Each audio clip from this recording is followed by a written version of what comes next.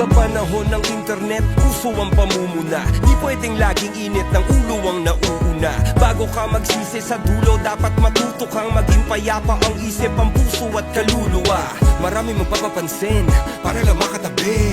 Dapat wala kang pake,